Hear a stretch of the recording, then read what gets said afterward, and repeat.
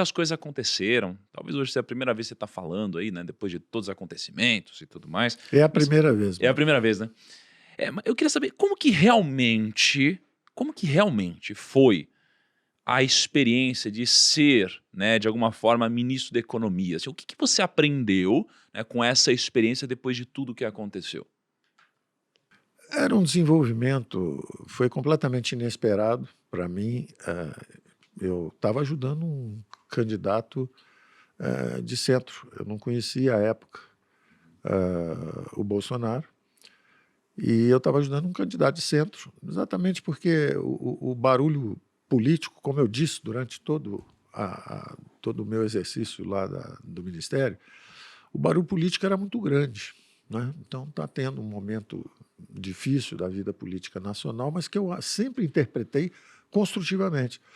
Eu dizia durante a campanha que o Brasil era um saci pererê, só pulava com a perninha esquerda. E era natural, porque primeiro você teve um governo militar de 20 anos e estava associado à direita. Então era um governo, um regime militar de direita. Aí, de repente, vem a esquerda, redemocratização, e realmente redemocratiza. E aí você sai para agora 30 anos, então, de social-democracia, a esquerda no poder, 30 anos, trocando apenas, eles diziam, eu chamava da armadilha do moinho circular. Quer dizer, o partido era o PMDB da causa das diretas já, precisamos fazer eleições diretas, a defesa da democracia, espetacular. Aí cai uma costela denunciando o PMDB por corrupção, cai uma costela que é o PSDB. E aí o PSDB denuncia o PMDB e começa, então, aí vem um governo do PSDB, depois seguido de outro, faz a estabilização. Aí o PT denuncia a compra da reeleição e, em nome da honestidade, de novo, se move à esquerda. Só que você deu a volta ao mundo. De esquerda em esquerda, você foi do PMDB para o PSDB, do PSDB para o PT e, de repente, voltou para o PMDB do Temer de novo. Então, você deu a volta ao mundo no horizonte, digamos assim, no espectro político brasileiro.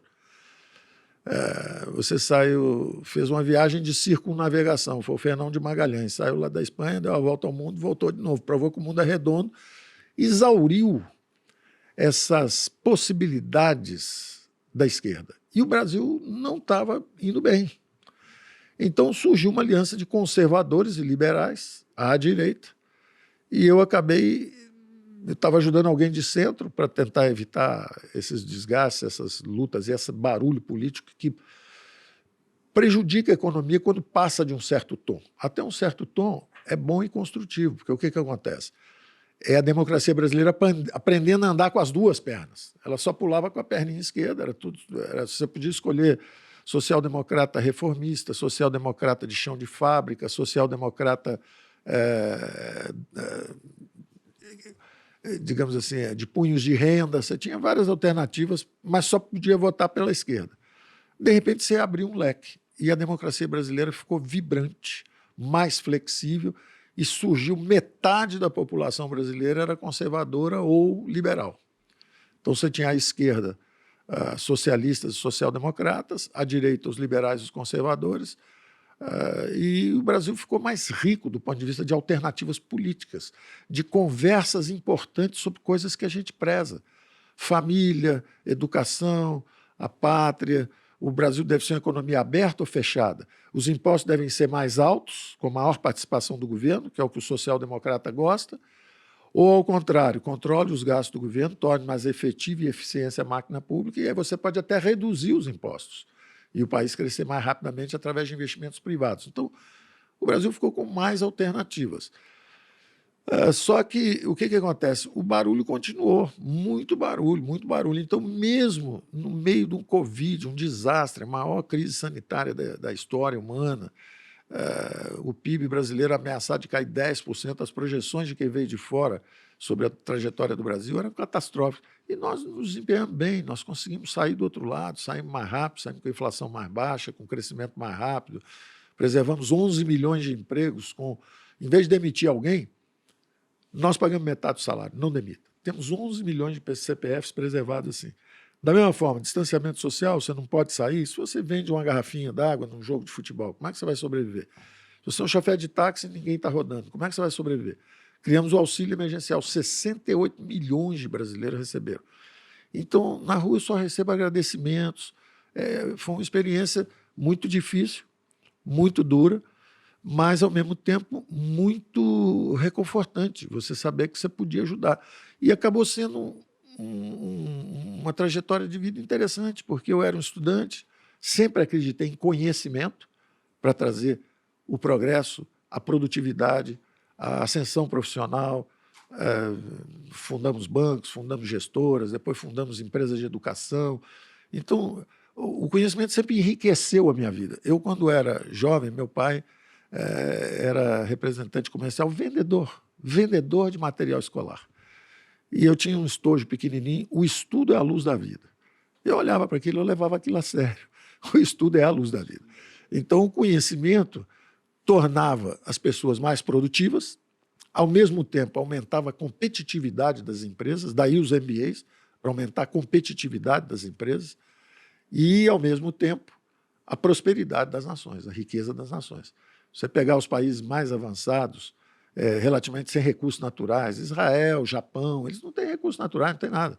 Cada vez que um japonês nasce, o outro cai dentro d'água, porque o país é pequenininho, a população já está grande e não tem recursos naturais, não tem nada. A mesma coisa a Coreia.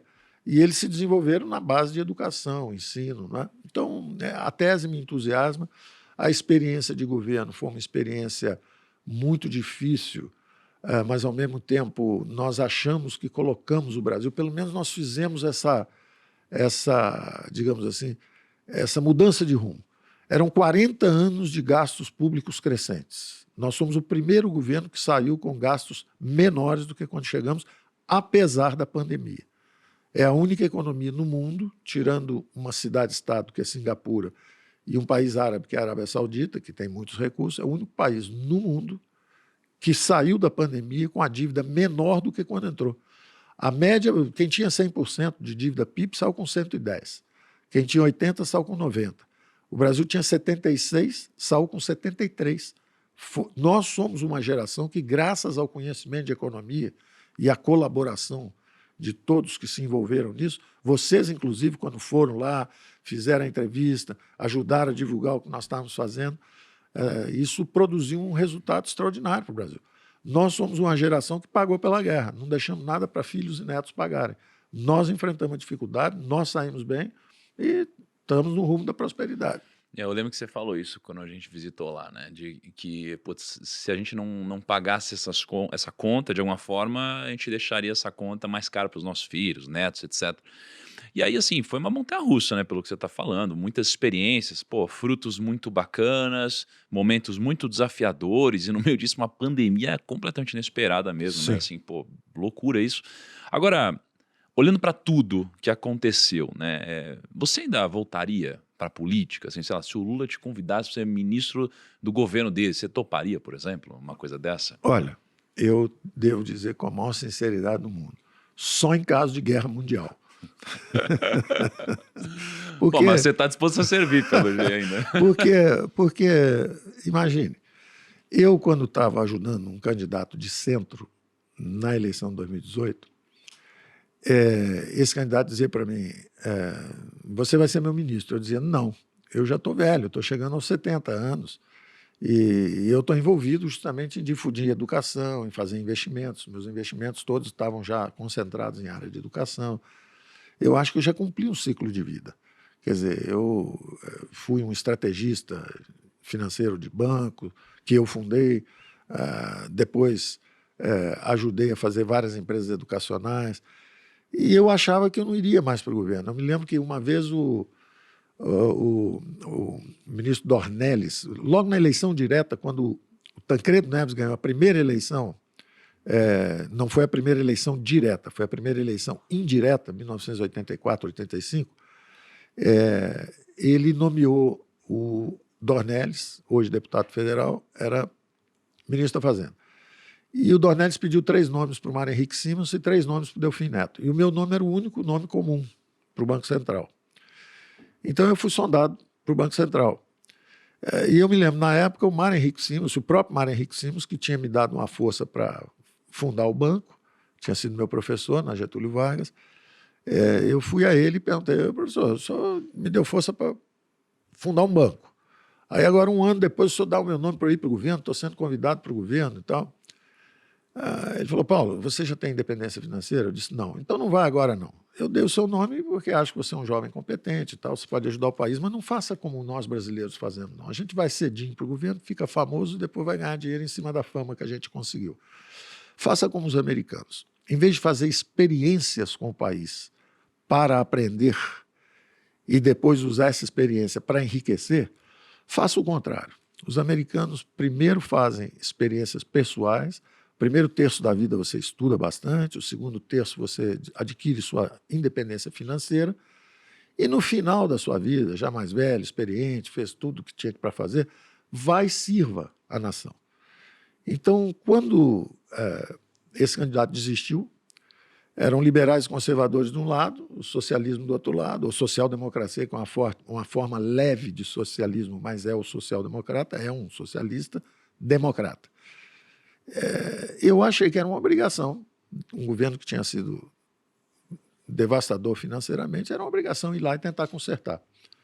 Eu acabei indo e, quando chegou o Covid, evidentemente, interrompeu os planos mais avançados que nós tínhamos, mas eu acho que, pelo menos, deu-se para perceber o vigor de uma economia quando ela usa as ferramentas de mercado, não é? Então, controle de gastos, reduz os juros, o investimento privado, 900 bilhões de reais já encomendados em investimento para os próximos 10 anos, em energia, em transporte, em cabotagem, em concessões, privatizações. Isso já tem um pipeline aí de investimentos preparados para os próximos 10 anos. O Brasil já está no caminho da prosperidade. Agora a pergunta é se nós vamos nos manter ou se nós vamos sair do caminho da prosperidade. Então, nesse sentido, a experiência foi, principalmente quando eu tenho agradecimento das pessoas, eu vejo que eu tinha o conhecimento para eu estar no lugar certo, na hora certa, infelizmente, muito difícil, mas as ferramentas funcionaram. Ao longo do curso, nós vamos ver. O crescimento econômico de longo prazo depende justamente da acumulação de fábricas, instalações industriais, investimento em pesquisa, tecnologia, educação, reformas. Esse é o crescimento de longo prazo. Mas você tem as flutuações cíclicas. Por exemplo, um Covid, um choque desse, derruba o PIB. Aí você tem que tentar produzir elementos para uma recuperação cíclica, para você trazer o país de volta do fundo do poço, para voltar para a rota de trajetória. Então, essas coisas nós vamos discutir no curso. Sim.